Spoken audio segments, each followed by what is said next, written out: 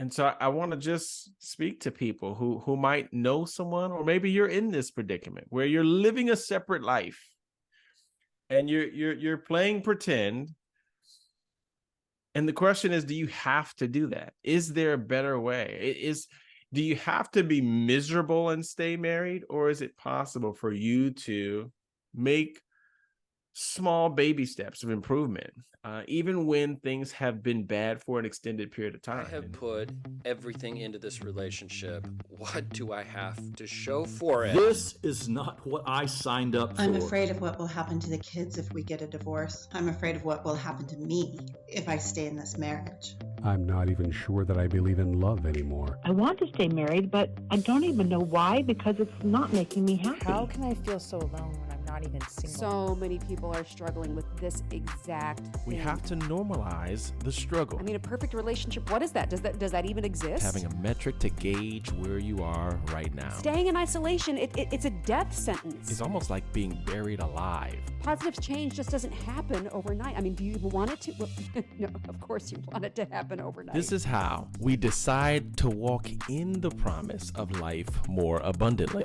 Ultimately, you are the one who decides how good your relationship is. Take the next step. Borrow someone else's hope. Borrow our hope. Every relationship always has room to grow.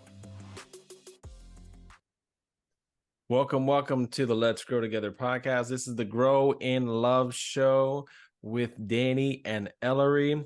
And I'm excited because we don't often venture into the realm of Hollywood, but we are today. How exciting, Elary? We are super excited to be talking about what everyone's talking about for once. Mm-hmm. For once. I don't know when the last time is that I read the Hollywood News Daily. Yeah, right? I don't pay any attention to any of that stuff, but for whatever reason, today is a different day. And what's a hot topic in the news is Will Smith and Jada Pinkett Smith, and some new revelations. So at the recording of this podcast, we're probably about maybe a year out from the slap heard around the world. Right. Or watched when Will won his first Academy Award. The night that he was winning that award, he very aggressively pimp slapped Chris Rock on stage in front of millions, if not billions, of people, while screaming at the top of his male voice, "Keep my wife's name out of your expletive mouth." And he caught a lot of flack. He ended up having the Academy to ban him for 10 years. And there was a lot of conversation around his relationship with his wife. And they've been married for several decades now. And what's interesting is there's always been a lot of speculation around their relationship, but everybody knew that they were together until today, or in the last 24 hours, when it seems that Jada has now gone on record as saying that she and Will are no longer together. They've been living separate lives since 2016. How many years is that? 7 years. 7 years.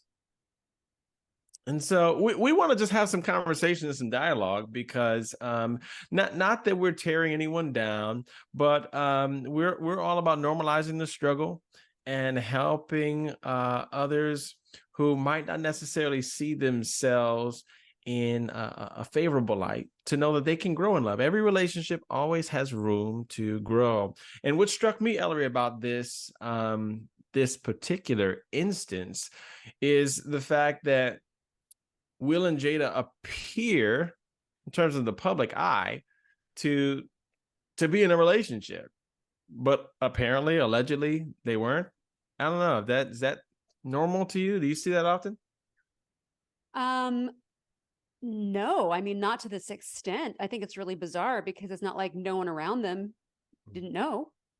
I mean, so they were like really putting up a facade and obviously instructing everyone in their lives not to go to the media and tell them what's really going on. Right. And this whole time, people kind of holding them up as this great Hollywood couple that's been together for over 20 years, and this great kind of family thing that they're putting out there. But at the same time, they're not actually doing it, and especially with Jada's show where they're always talking about relationships, they're talking about family. Right. It's just really, really, really interesting that even someone, and what's interesting is like, who expects Hollywood couples to last? No one. Right. But for whatever reason, they just felt like they didn't have to be honest about it. And I don't, and it's crazy, especially because, she had that infamous entanglement, right? Which kind of brings on a different cast to the whole thing when you realize that they had been living separate for years by the time that this had happened. Yeah, I got to be honest and say I struggle to believe certain narratives when there is, well, as I was mentioning to you before, all it takes is one lie to question all truths. And so even in this new bombshell announcement, like I sent you the video, and at the onset of the video, there's a contradiction where the person who's interviewing Jada says, "You're a straight shooter," or what's the word that she used? I think that's what it was. Yeah, you seem to be a straight shooter. You're You tell it like it is. Yeah, forthright. You tell it like it is. Mm-hmm. And then she was like, "Yeah, mm-hmm." Yes, I am. But yeah. exactly. And then she goes right into the interviewer says, "And here you are not telling it like it is." She's like, "Yeah, mm-hmm." Yeah. I'm a straight shooter. Yeah, but not in everything. Yeah, no, not in everything. Yeah, it's like, wait, how do you have both? And so I find it difficult to I don't know, believe the entire narrative. Hollywood can do all sorts of things, but what's particularly interesting with this instance is that there are people, and I know, and I have interacted with, who pretend like everything is okay for years and years and years, and then you find out that they were leading separate lives. And it's actually not wholly uncommon and unheard of for people to put on the face for the cameras, for the church, and sometimes even for the kids, the adult kids. And it's sad because who wants to pretend that they're in love? That must be quite a miserable state of existence. But I think everyone has had some degree of putting on the face. I don't know about your experience, Elary, and you've been married now for how many almost years? 20 years. 20 almost years in March. Yeah. almost 20 years. I had 18 years. And I know that there were many times in the environment of public settings where you put on the face and you walked in and you made sure everyone knew that things were fine. It almost reminds me of like the presidential, they come from separate, wings, and all of a sudden right before they step out, they're arm in arm and smiling and happy, when you see the little Hollywood depictions. Right. But it brings to light for me a concern that just because things seem fine doesn't mean they actually are fine.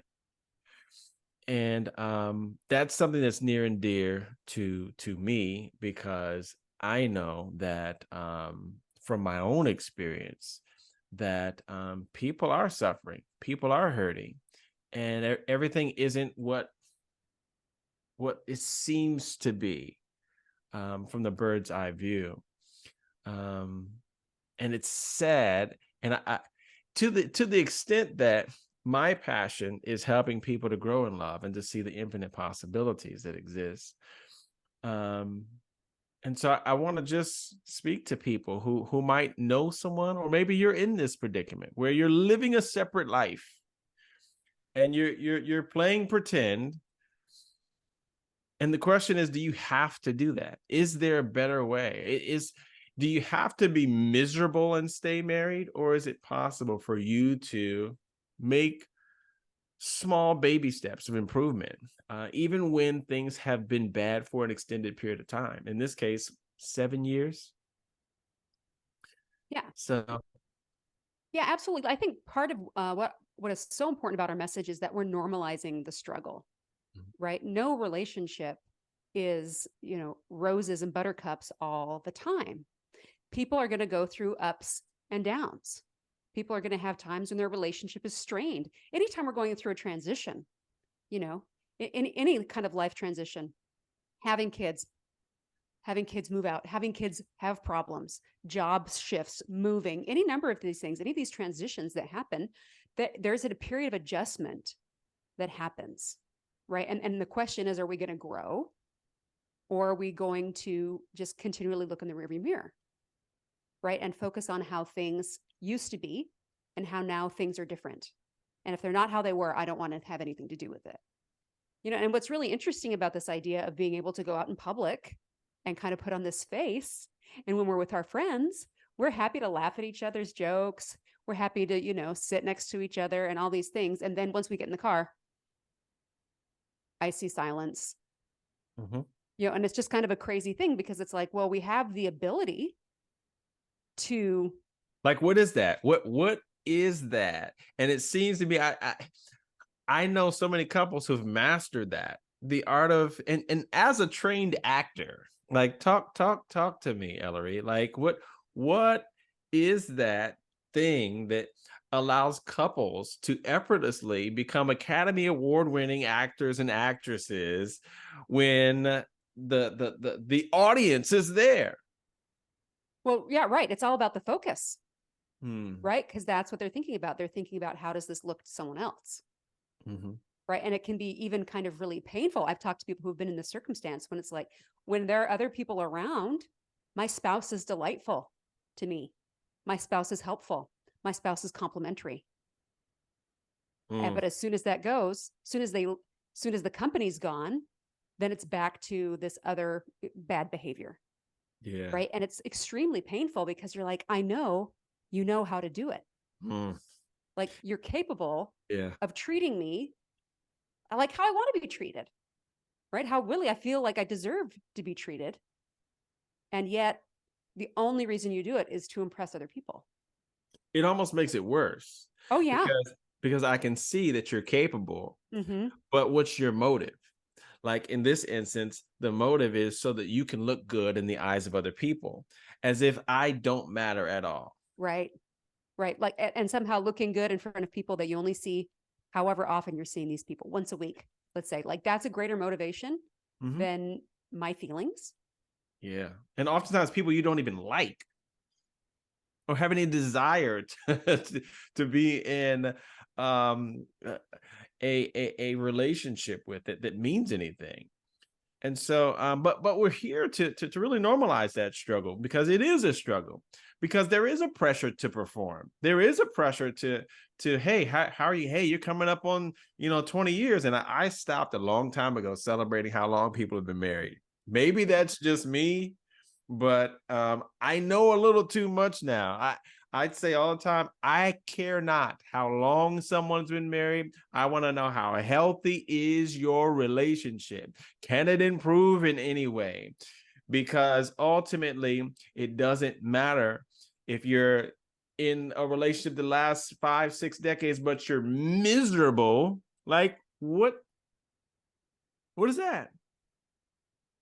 Yeah, I don't know. I mean, other than just kind of a tolerance for pain, right? And kind of this idea that that's your only option, right? Is that I just have to endure this thing. There's nothing that can be done, and it's one of the things that we talk about that couples really struggle with, or individuals, when you get to that point in a relationship where you no longer feel like you're part of a couple, really, and you're just kind of weighing things out on your own, making kind of these future plans on your own, and you're thinking, my choices are stay and be miserable, or leave and be miserable. Like, you don't have any positive sights ahead, because we know that divorce is not a great option. No. I can You know, tell you that. yeah, especially once you have children, that person is never going to be out of your life Mm-mm. in any way, right? In any meaningful, and it's just going to continue to oh my gosh, complicate your life. And it's such, and it's one of the things that we've been talking about a lot recently is just this kind of idea that marriage is almost like binary. Like either it is happily ever after, or you've made the worst decision you could possibly make. Yeah. Right. And it's just like, well, this is the person you chose. And if you would have known that this was going to happen at the beginning, you wouldn't have made this decision. Yeah, and I think that it's important for us to even give voice to that, because the vast majority of couples, even the ones who make their relationship work well and who have a healthy relationship, at some point they question, I don't know. I do not know if this is it. I don't know if we're gonna make it. And I'm talking about like vibrant couples who have, tenure in all of the key areas, including but not limited to, occupations and, faith.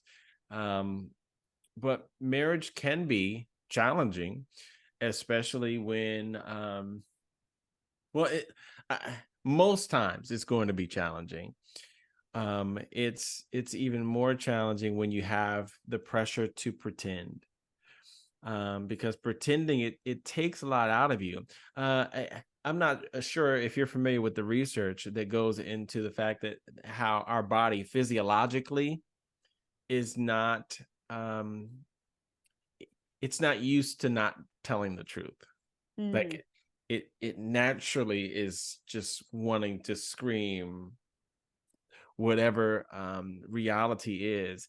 And so it takes effort for most people. If you're not a psychopath, it takes effort to cover and conceal and to try to, keep the varnish and the appearance up so that others feel like everything is fine. But I don't know. I want to take just a few minutes and come back to the Will and Jada situation. The entanglement with August, like there was a whole song that came into the entanglement with August. And they do all kinds of things here, but here we are with this Hollywood couple, and it's hard to think that this is a stage moment. I know they're trained actors, but if they haven't been together since 2016, I find it hard to believe that they weren't at some point trying to make some things work, because he was really emotional in that interview. Mm-hmm. And he was visibly distraught as she, before millions of people, described how she had had an inappropriate relationship with one of her son's friends who's half her age. I don't know, what do you make of what she's saying is true, that they haven't been together since 2016, and the cumulative sum total of drama that's taken place? The slap, keep my wife's name out of your blanking mouth, and the entanglement with August and Will's emotion. What do you make of that? Well, this wouldn't be the first time that in a marriage or in a relationship, the people are just on two different pages, like entirely. And so viewing the situation as being extremely different from each person, and this is all, I'm a little skeptical of the whole Hollywood thing. This is all about promoting her book that's coming out. Right. I mean, so much of it is that it's, go and buy the book, which is really kind of interesting because when these things normally happen, it's like it happens and then the book comes out years later. Do you know what I mean? And then you bring it back up again and we're judging, oh, now you're going to hear the whole story or you're going to hear my perspective. But here it is out of nowhere. Right. And as far as I know, Will hasn't made any statement. And it totally doesn't make any sense because she's like, well, we're not planning to get a divorce. And still. Right. And she even said something to the effect of, I promised that we would never have a reason to divorce. And so I'm trying to keep that promise. Yeah, that didn't make any sense to me. That doesn't make any sense at all. Yeah. She said, I made that promise because we were going to be able to work through anything. If Will so maybe at the beginning, it was something like, we need our space. right? Let's take a break. And this is so interesting because this happens so often in relationships that you like change the past, Mm-hmm.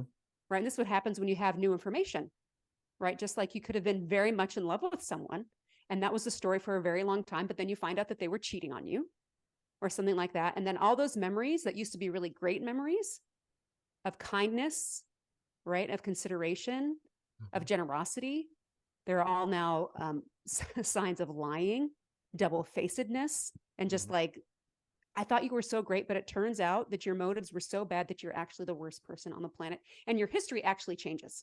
Mm. Right. And this is what happens so often in divorces. So she could say, well, it was in 2016 that we started living separate lives. Well, that could mean anything, really. It can mean anything. And Right.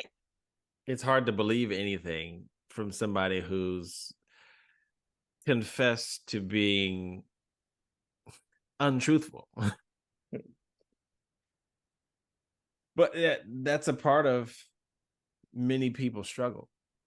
You know, how do you believe someone when they're juggling these different realities? And I just want to take a quick moment to encourage truthfulness. That there is a principle in one of Willard Harley's books called the principle of radical honesty, and he believes that you should always be brutally honest about everything. And I don't want to go down a rabbit hole, but there's something to be said when you can trust what's coming out of a person's mouth as opposed to really wondering, is this true? Is this a marketing ploy? Is this like your latest effort to monetize? I don't know. I guess we could spend all day analyzing the ins and outs of Hollywood marriages.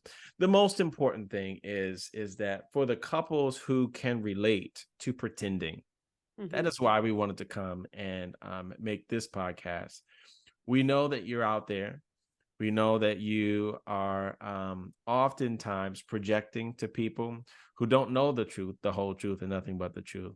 And we want you to know that we see you, that we hear you, and we want to offer help to you, because every relationship does have room to grow.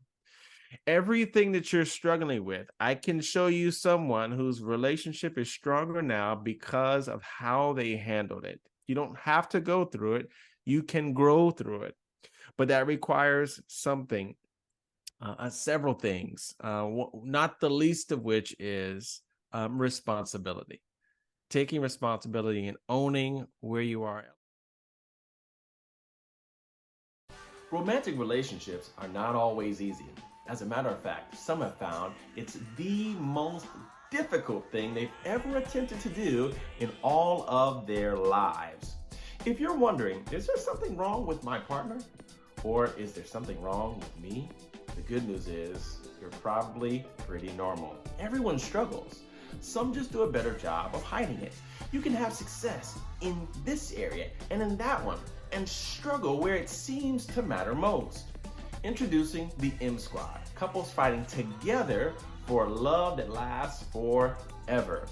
No longer do you have to struggle in isolation. Now you have safe space where you and your partner can grow in love. Yes, you fell in love, but if love is not growing, there's only one other alternative. Click the link or visit themsquad.com to partner with a community of couples who believe that love should last a lifetime.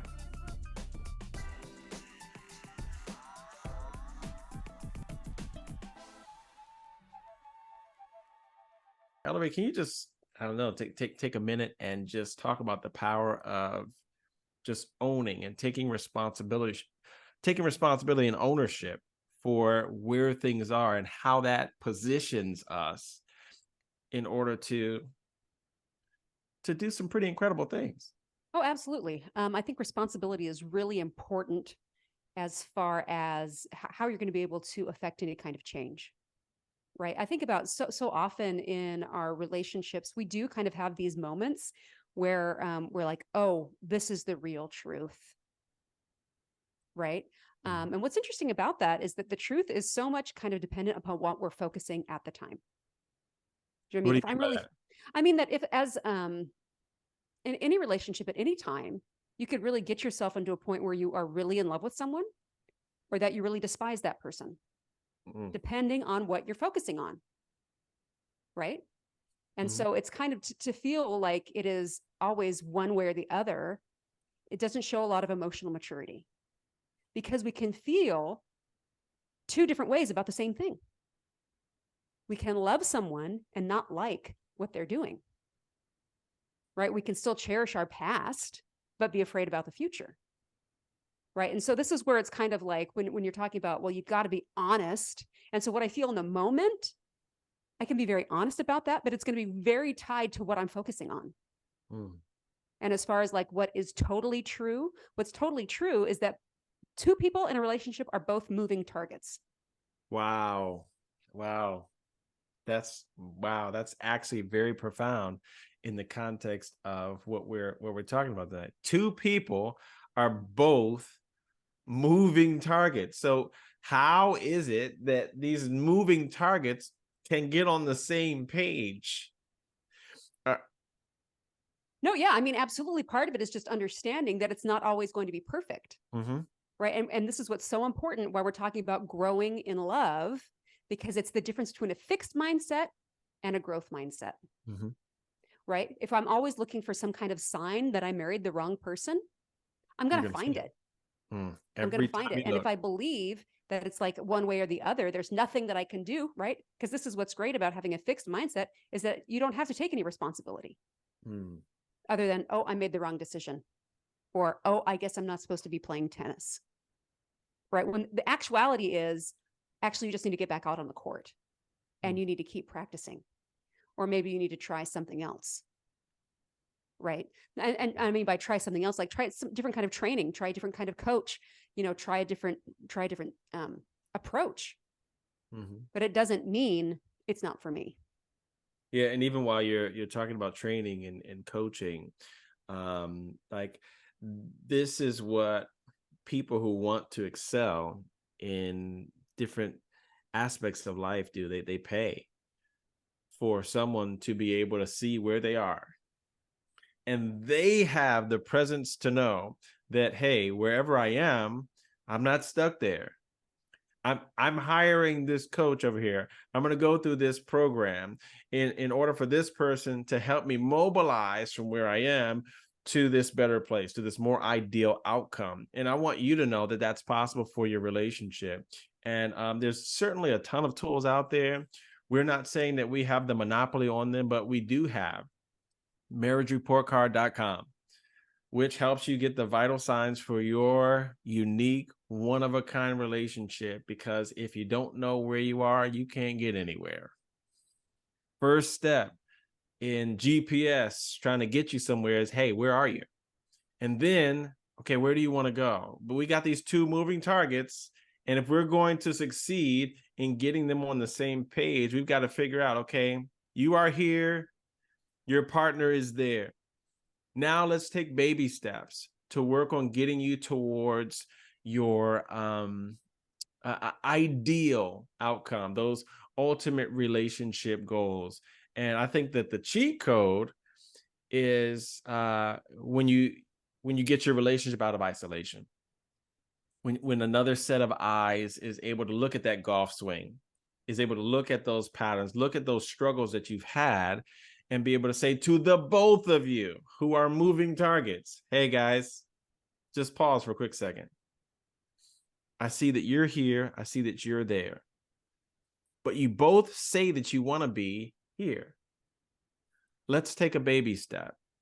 And through the recorded progress meeting or whatever other method that you are integrating and implementing, you can get to a better place. And we want to just offer that hope to you, because if you hold on, pain will end. And every storm eventually runs out of rain. I just want to recall when there was a housing crash in 2008, 2009. There were some people who were so distraught that they went and took their own lives. Some of them took their lives and the lives of family members because they were so distraught at that downward period in the market. And little did they know that, okay, a little more than a decade later, the market has recovered. And, they would have recouped and doubled, sometimes tripled what it is they had. I just want to encourage somebody who is on a downward spell. You might have been pretending, like allegedly Will and Jada were, but it's possible for you, if you stay the course, in order to recover. It's possible for you to get to a better place. But oftentimes that involves you getting out of isolation and borrowing someone else's hope. That's why we're here, to encourage you that every relationship always has room to grow. And you don't have to stay stuck where you are. You don't have to pretend that things are fine for decades on end. It's something that you can be honest with your struggle, and then get the help that you need to get to a better place. I don't know, Elary, do you have any remarks as we prepare to land this plane here? Well, yeah, I just, I know we've been talking a lot about like pretending things are okay. But I mean, just the fact that you have those skills to treat each other kindly, to treat each other with respect, to spend time together like that. I mean, we can look at that as being pretending and it's terrible and it's like a lie. But is it? Is it really a lie? You know what I'm That's a saying? good point. Like in some ways, It's like, showing that you can do it. You can do it. Wow. Right? And in some ways, it's kind of like, well, who's saying that what is true? Is it true that we can't stand each other? Wow. Right. And I think that's what's so important about having something. And this is what I love about the marriage report card and about the recorded progress meeting, is because, and this is what's so helpful when people start being able to have help, whether it's a therapist or a coach, because it makes us, we're able to say, okay, I'm going to put that over here and I'm going to bring it up during the recorded progress meeting. I'm going to bring this up with our coach. I'm going to bring this up with the counselor, because there's a time to be able to do that. And it doesn't have to be this thing that's just like in the air, right? Because I'm waiting for them to notice how upset I am.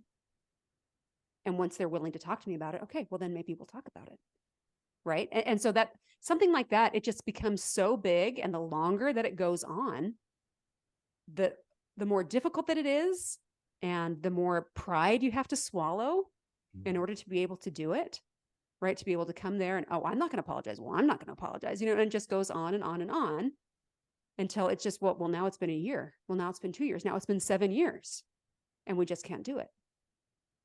And so what's useful about this is, so many of the problems you think, in America, we tend to think if someone's got a lot of money, they must not have any problems. If someone's beautiful, they must not have any problems. I mean, so here we have attractive, wealthy people, healthy people, and yet they can't get it together. I mean, we think the same thing about Oprah. No, just kidding. Like, if money was the answer, right? Yeah. But ultimately, we have to do the work. We have to do the work, the unique work for our unique, one-of-a-kind relationship. And it's not, there are no cookie cutter solutions. There's no one right way. It's like GPS directions. You can get there multiple ways, but what's not going to work is you sitting there doing nothing. Absolutely. And that's what I love about the GPS analogy, is because you turn on your GPS, it'll find out where you are, but it won't give you the right directions until you start moving. Woo, that's good. That is good right there. Because directions aren't worth anything until you're moving. Until we get some data, we don't know how to correct. If I don't know which way I'm turned, the GPS can't help me. That's really good. And that's why I structured this blog post. And I literally said, the title of the blog post was A Better Marriage. I said, if you had a choice between 3 options: A, better marriage; B, unhappy, and C, divorce, which would you choose? It seems obvious to me that a better marriage is the most logical, most desirable outcome. People just don't think that it's possible for them. Right. We're here to say that it is absolutely possible for you. And why I say that you can have a better marriage now is the first step in the improvement process is knowing where you are. And that's all the marriage report card does. And you can get those vital signs for your romantic relationship in as little as 5 to 7 minutes. I made it guy proof. I did my best. All of these, questions, like 70% of the questions are like scale of 1 to 10. Pick this, pick that. And, and you're done.